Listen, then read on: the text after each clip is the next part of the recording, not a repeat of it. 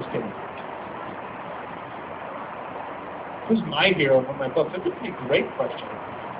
The Blind King in The Beyonders is probably my perfect hero. There was that emperor who was trying to break all the heroes. The Blind King never broke. All the prologues to the Beyonders books are from the Blind King's perspective. We get to see little glimpses of him when he was younger. And even though he's blind, he was the greatest swordsman in all of Lyrian back when he could see. And the only way the emperor could really break him was by taking his sight. Because his integrity never broke. He always stayed true. And as you read book 2, you'll see a lot more about the Blind King. He's one of my favorite heroes. There's also a guy named Patton in Fablehaven who's a pretty heroic full character. Patton was fun to write as far as kind of a hero-type character.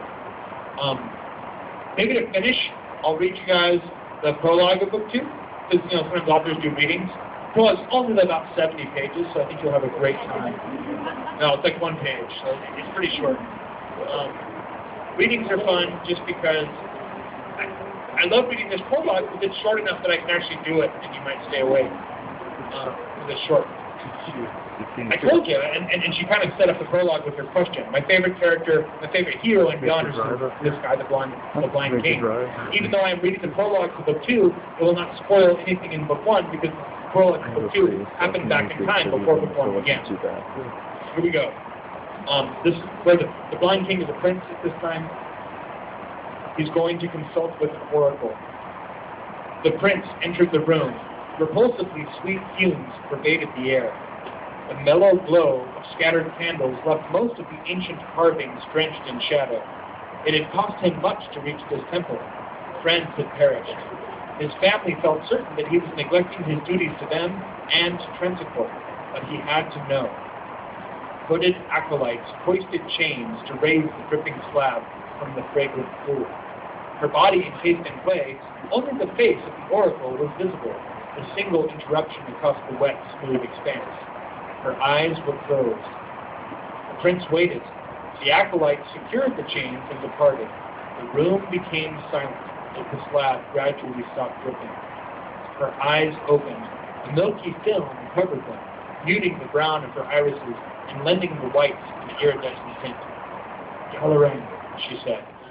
"I am listening," he replied, unsure whether he should have spoken, unsure whether she could hear him. Her ears were hidden within the slab.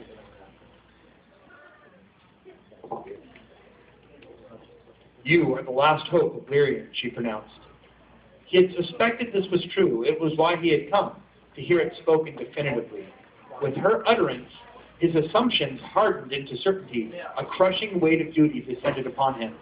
"What must I do?" the prince asked. "Without you, Maldor will triumph. His reign will be terrible. The realm will never recover. You must intervene." "I alone?" "Others will rise to lend aid. The way will be arduous. Many shall perish. Success is unlikely. Yet while you remain, hope remains." "Where do I start? Is the word the key?" "The quest for the word will be a necessary part of your journey. I guard one of the syllables. The road is longer than you can guess." The prince nodded. "What else can you tell me?" "Nothing is certain. Many ways lead to destruction. You will be tested beyond your capacity to endure. Should you survive the trials ahead, you will be a husband without a wife, a father without a son, a hero without a quest, and a king without a country. But take heart. Some must lose the way to find it.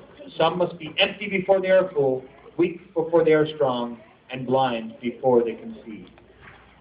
So that's the prologue.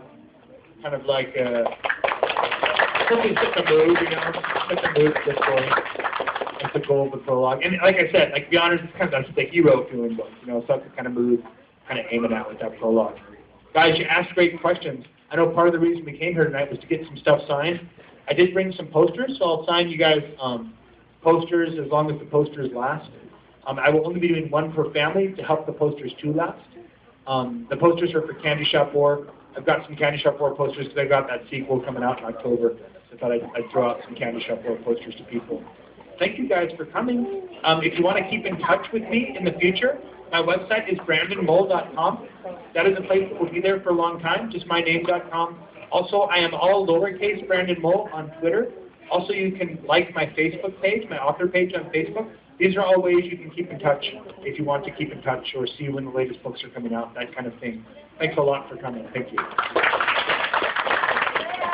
Thank you, everybody, and we're going to have you all line up.